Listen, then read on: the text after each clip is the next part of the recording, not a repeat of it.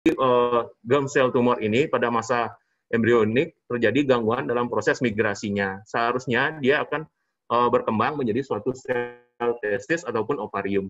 Akan tapi apabila terjadi gangguan proses embriogenik, dia akan malah bertransformasi menjadi suatu tumor.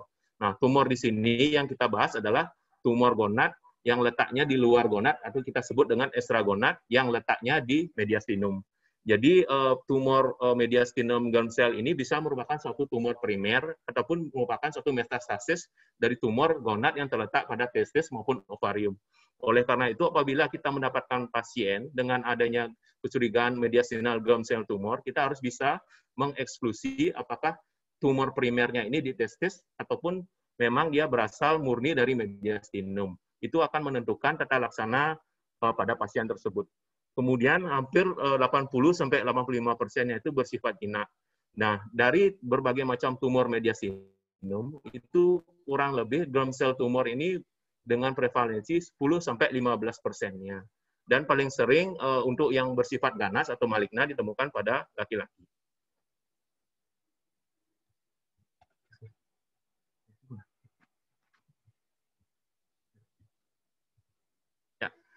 Untuk tumor sel germinal mediastinum itu sendiri dibagi menjadi beberapa kelompok. Secara garis besar dibagi menjadi sebenarnya 3 kelompok, akan tetapi sel teratoma di sini bisa atau tumor teratoma ini bersifat malignan.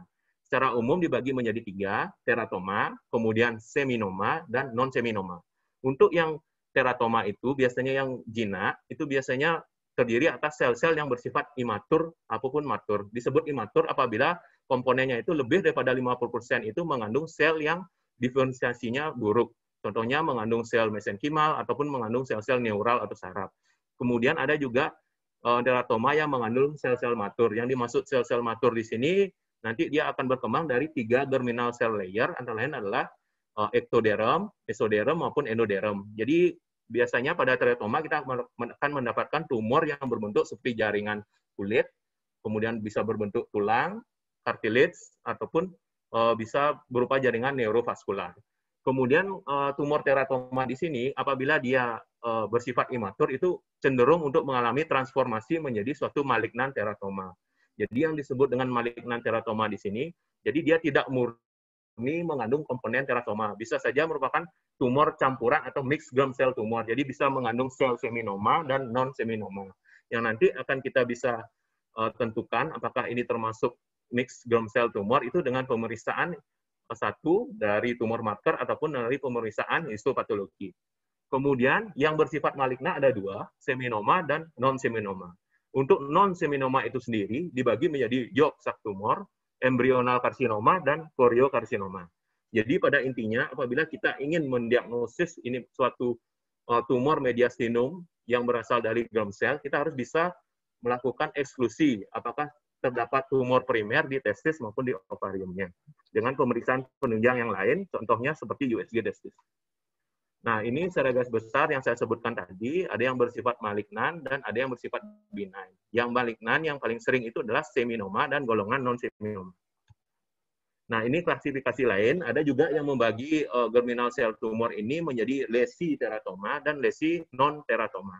Nah, untuk lesi teratoma itu dibagi menjadi teratoma yang matur ataupun imatur, dan juga ada yang membagi menjadi teratoma hasil campuran dari berbagai macam komponen. Bisa saja dari malignan germ cell tumor lain. Jadi dia campuran dari teratoma dan seminoma. Jadi biasa disebut dengan teratokarsinoma, ataupun bisa merupakan satu campuran dari sel yang bukan golongan germ cell, yaitu non-germ cell tumor, seperti pada squamous cell karsinoma, adenokarsinoma. Adapun juga bisa mengandung sel-sel komponen mesenkimal, yaitu pada kasus rhabdomyosarkoma maupun kondrosarkoma, ataupun merupakan campuran dari tumor yang lain. Nah, sedangkan yang termasuk non-teratoma adalah di luar daripada lesi di atas, yaitu seminoma dan non-seminoma.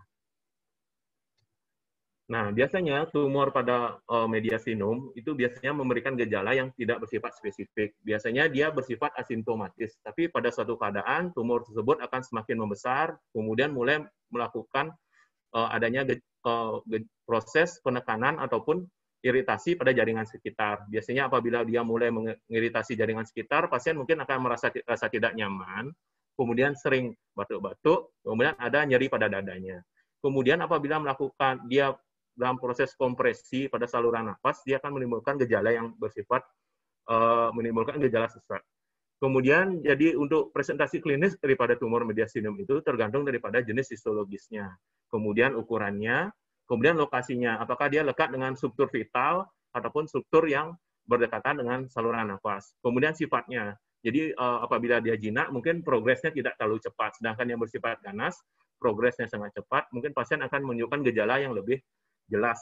Kemudian untuk pemeriksaannya itu sendiri bisa dengan menggunakan chest X-ray, CT scan, ataupun MRI, ataupun dengan pemeriksaan biopsi. Yang penting di sini adalah saya tekankan kembali, kita harus bisa mengeksklusi adanya tumor primer di testis ataupun di ovariumnya dengan pemeriksaan USG. Nah, secara radiologis, biasanya pada tumor mediastinum, pemeriksaan penunjang yang paling simpel yang bisa kita kerjakan adalah pemeriksaan chest X-ray, yaitu dengan posisi AP ataupun posisi lateral. Karena dari posisi lateral kita akan bisa menentukan apakah tumor tersebut letaknya pada bagian anterior, pada bagian medial, ataupun bagian posterior. Kemudian untuk lebih spesifik lagi, untuk menentukan bagaimana struktur dan juga apakah dia menginvasi jaringan sekitar daripada kompartemen daripada mediastinum, kita bisa melakukan satu pemeriksaan CT scan. Jadi dari hasil pemeriksaan CT scan kita akan melihat apakah tumor tersebut menginvasi jaringan sekitar, batasnya reguler ataupun irreguler, apakah dia memiliki kapsul atau tidak. Biasanya tumor-tumor germ sel tumor yang bersifat jinak itu densitasnya itu berupa lemak. Jadi semakin dia bersifat sulit, maka dia sifatnya itu semakin ganas. Nah, untuk secara umum, tumor marker yang diperiksakan pada mediastinal germ sel tumor itu ada dua yang paling sering, yaitu adalah beta human chorionic gonadotropin atau beta HCG, kemudian juga alpha fetoprotein. Nah, pada kasus teratoma, biasanya tumor marker beta HCG dan alpha fetoproteinnya ini adalah normal. Sedangkan pada tumor yang seminoma, biasanya antara nilai beta HCG dan alpha fetoproteinnya itu normal. Hanya sekitar 10% daripada seminoma yang menunjukkan peningkatan kadar beta HCG. Jadi bisa saja pada seminoma kita temukan adanya peningkatan kadar beta HCG. Kemudian pada non-seminoma pasti dia akan disertai dengan peningkatan daripada dua tumor marker, yaitu beta HCG dan alpha fetoprotein. Nah, apabila dalam pemeriksaan tumor marker di sini ditemukan bahwa pada gambarannya itu kita dapatkan dia massa yang jinak, sedangkan dari hasil pemeriksaan tumor markernya kita dapatkan terjadi peningkatan alpha fetoprotein. Nah, kita bingung apakah ini tergantung apakah dia non-seminoma, apakah dia teratoma, maka kita lanjutkan dengan pemeriksaan biopsi untuk lebih meyakinkan jenisnya. Nah, sedangkan yang lebih spesifik lagi, biasanya tumor lioksak itu akan disertai dengan peningkatan daripada alpha fetoprotein, begitu juga dengan embryonic sel tumor, sedangkan pada koriokarsinoma, alpha fetoproteinnya itu tidak meningkat. Yang meningkat adalah beta HCG. Nah, biasanya pemeriksaan biopsi ini tidak dikerjakan pada semua kasus mediastinal germ cell tumor. Hanya dikerjakan biasanya pada tumor-tumor yang kita ragu jenisnya. Biasanya pada tumor-tumor yang dengan lesinya bersifat terlokalisir, terbatas, tidak menginvasi jaringan sekitar, misalnya pada kasus teratoma, maka kita tidak mengerjakan suatu biopsi. Jadi tumornya tersebut langsung kita lakukan resesi pembedahan. Sedangkan pada kasus-kasus yang saya bilang tadi, kita tidak jelas apakah ini termasuk seminoma atau non-seminoma, kita bisa lebih memastikannya dengan pemeriksaan biopsi. Bisa dengan FNAB, bisa dengan core biopsi, ataupun open biopsi jika posisinya sulit. Akan tetapi ada risiko melakukan biopsi ini. Antara lain adalah bisa terjadi seeding daripada tumor, ataupun terjadi pendarahan. Yang ketiga, itu ada teknik biopsi dengan teknik yang disebut dengan mediastomi anterior dengan teknik Chamberlain. Jadi di sini dengan menggunakan insisi pada ICS kedua, paramedial daripada sternum, jika dimasukkan mediastinoskopi, kita bisa mengambil jaringan daripada massa mediastinum dan juga melakukan pemeriksaan sampel daripada kelenjar getah bening.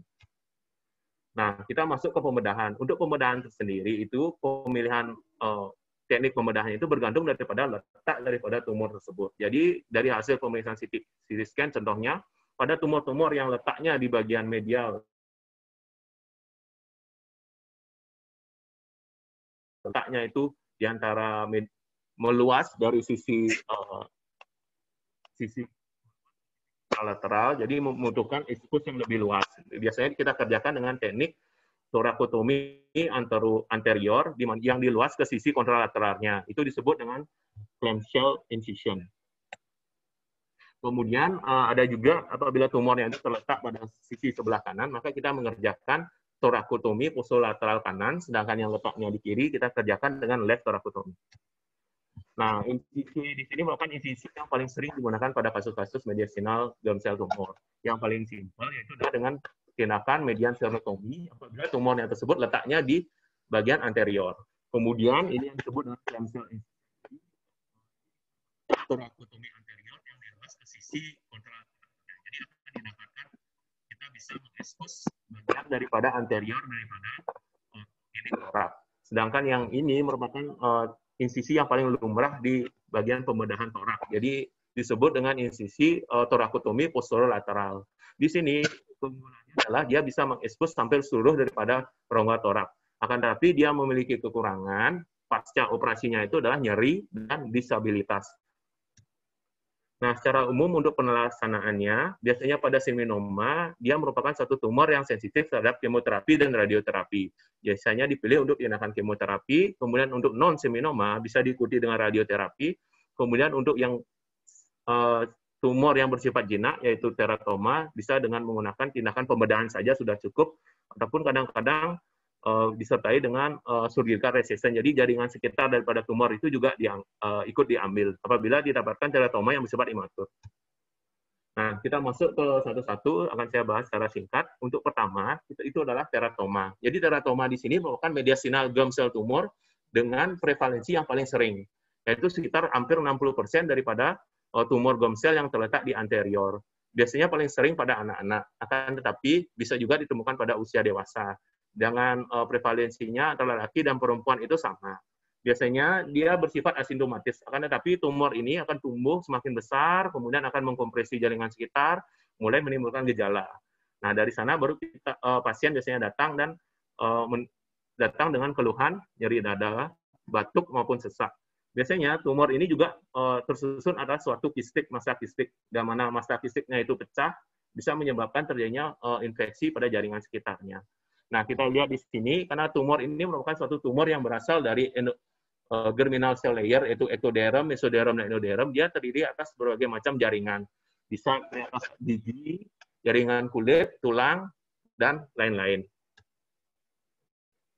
Nah, biasanya tumor daripada germinal cell tumor di sini, secara radiologis, kita akan menemukan satu gambaran yang bersifat heterogen, karena dia terdiri atas berbagai macam jaringan, mulai dari kulit, tulang, ataupun kartilage.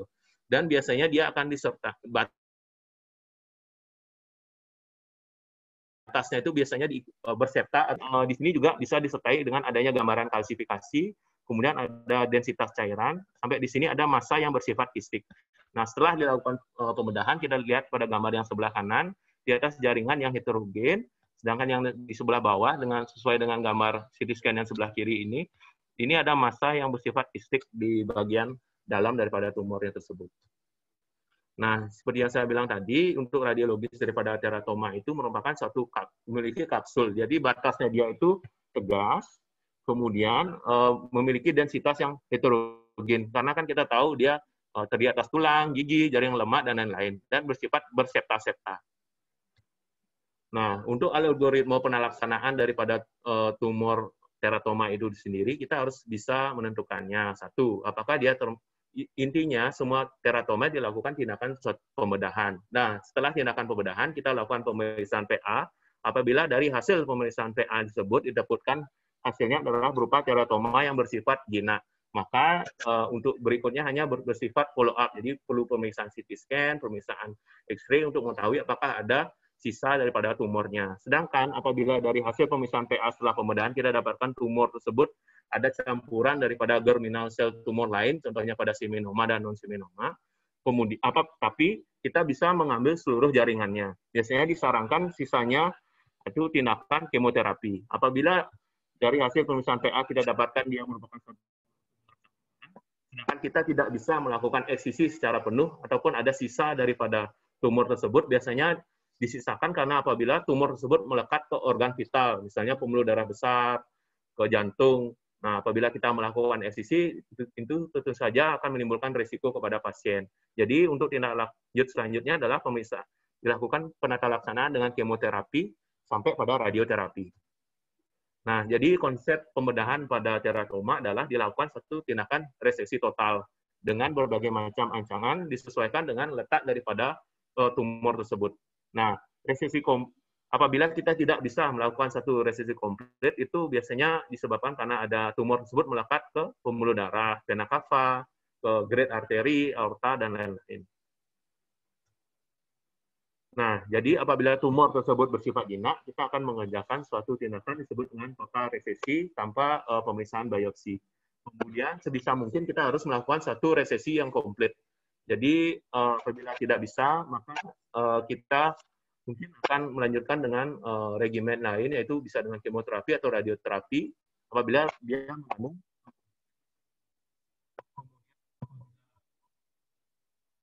rekurensi ataupun yang mengalami transformasi menjadi ganas, masih ada masa yang sisa, dan kita pertimbangkan apa kita masih bisa melakukan resesi terhadap masa tersebut. Kemudian lihat teratoma itu harus dievisi. Dia akan menjadi transformasi menjadi sifat keganasan ataupun menjadi maligna. Nah, kemudian kita masuk yang kedua, yaitu adalah tumor, germ sel tumor, seminoma. Secara klinis, tumor di sini akan menunjukkan gejala hampir sama, batuk, nyeri dada, maupun sesak. Tapi tumor ini, progresnya ini lambat, jadi perkembangannya lambat, jadi pelan-pelan tumbuhnya. Kemudian biasanya tumor ini jarang bermetastasis. Biasanya kalau dia bermetastasis, itu dia biasanya ke jaringan hepatik, di mana dari hasil pemeriksaan histologis akan menunjukkan sel-sel limfositik. Jadi tumor di sini kita gambaran densitas homogen. Jadi kita lihat pada di sebelah sini apa setelah dilakukan pengamatan lihat tumor dan yang homogen itu ini jaringannya hampir sama. Jadi sangat berbeda dengan yang kita temukan pada teratoma maupun non seminoma. Biasanya pada seminoma di sini itu tidak disertai peningkatan dari alfa fetoprotein, tetapi bisa disertai dengan peningkatan kadar beta HCG. Namun peningkatan daripada kadar beta HCG ini tidak terlalu tinggi. Nah, secara radiologis, dia tidak memiliki kapsul, jadi batasnya itu tegas, kemudian memiliki densitas homogen yaitu sama. Ini berbagai macam potongan aksial dan juga koronal.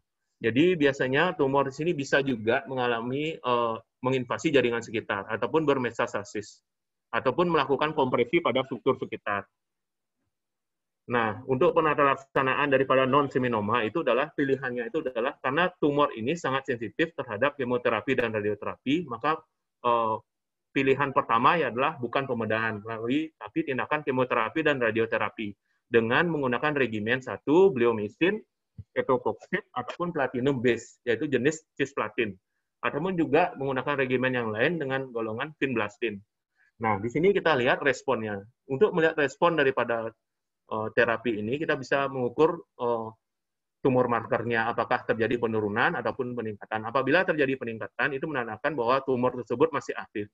Dan apabila dia merespon terhadap kemoterapi dan radioterapi, biasanya dilakukan pemeriksaan secara berkala untuk follow up saja. Sedangkan pada kasus-kasus yang persisten disease, jadi tidak mempan dengan pemberian kemoterapi dan radioterapi, mungkin dipertimbangkan untuk tindakan radioterapi. Ataupun setelah siklus pemberian kemoterapi didapatkan masa sisa dengan ukuran yang tidak terlalu besar ataupun sedikit, maka bisa kita lakukan suatu tindakan pembedahan untuk mengambil masa sisa tersebut. Nah, seperti saya bilang tadi, dia sangat kemosensitif dan radiosensitif. Jadi menggunakan regimen yang multiple, bisa cisplatin, bleomycin, etoposide, maupun vinblastine. Apabila ditemukan satu masa yang persisten ataupun ada yang bersifat sisa, maka bisa direkomendasikan untuk tindakan radioterapi ataupun untuk pengangkatan massa tumor yang sisa setelah dilakukan tindakan kemoterapi. Ini contohnya, kita lakukan pengangkatan pada tumor seminoma. Nah, kita masuk yang ketiga, untuk non-seminoma itu sendiri, itu dibagi menjadi yolk sac tumor, embryonal cell tumor, dan juga koriokarsinoma. Nah, pada intinya, non-seminoma di sini sifatnya lebih ganas. Jadi dia pada saat pasien datang berobat ke kita, biasanya pasien sudah disertai dengan adanya metastasis daripada tumor tersebut. Karena tumor ini sangat progresnya sangat cepat dan sangat bermetastasis. Biasanya metastasisnya itu bisa terjadi secara hematogen maupun limfogen. Biasanya terkait dengan sindrom Klinefelter. Jadi pada pasien-pasien, kita temukan pasien dengan ginekomasti, dengan pasien-pasien yang ke arah Klinefelter, kita harus bisa mencari apakah pasien ini ada didapatkan tumor non-semitoma atau tidak.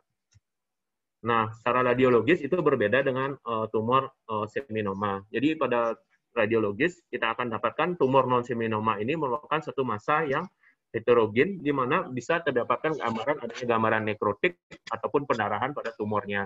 Biasanya dia bersifat invasif, menginvasi jaringan sekitarnya. Kemudian ini contohnya menginvasi daripada vena cava superior, mungkin akan memberikan gejala vena cava superior syndrome dan lain-lain. Jadi pada tumor non-seminoma memberikan gambaran dengan batas yang irreguler, bersifat invasif, dan bisa memberikan gambaran adanya nekrosis ataupun pendarahan intratumoralnya. Nah, untuk non-seminoma itu sendiri, pilihannya itu sama, yaitu adalah kemoterapi. Jadi bisa dengan regimen yang sama, bleomycin, etoposide, maupun platinum base ataupun cisplatin. Nanti setelah pemberian kemoterapi di sini, kita akan menilai responnya kembali. Apakah dia merespon komplit, ataupun malah tidak merespon. Jadi hampir sama, apabila tidak merespon, mungkin kita rencanakan untuk tindakan pembedahan. Nah, di sini biasanya setelah dilakukan kemoterapi, setiap pasien yang mendapat terapi kemoterapi harus dinilai, dievaluasi, dilakukan pemeriksaan ulang tumor markernya, yaitu alfa fetoprotein maupun beta HCG-nya. Jadi untuk menilai respon terapinya. Tetapi tindakan pembedahan sangat dikontraindikasikan sebagai penata-laksanaan awal daripada non-seminoma. Jadi biasanya pembedahan hanya bersifat ajuvan, yaitu tambahan. Biasanya diberikan dalam 4 siklus kemoterapi dengan kombinasi yang biasanya berbasis cisplatin. Nah, pada prinsip-prinsip pembedahan pada seminoma germ cell tumor dan non-seminoma germ cell tumor di sini adalah didahului dengan tindakan kemoterapi platinum base, yaitu menggunakan regimen cisplatin. Biasanya pembedahan hanya diindikasikan pada kasus yang tidak merespon ataupun persisten dengan kemoterapi, memberikan respon parsial, ataupun adanya rekurensi, ataupun setelah dilakukan pemberian dengan terapi awal maupun second line terjadi rekurensi, ataupun bisa pada tumor yang menyisakan sisa masanya, bisa melakukan tindakan eksisi daripada masanya. Jadi sebisa mungkin mengambil semua tumor yang viabel, kemudian ini apabila terdapat metastase, syarat kita melakukan suatu metastasektomi itu adalah apabila tumor primernya itu sudah diatasi.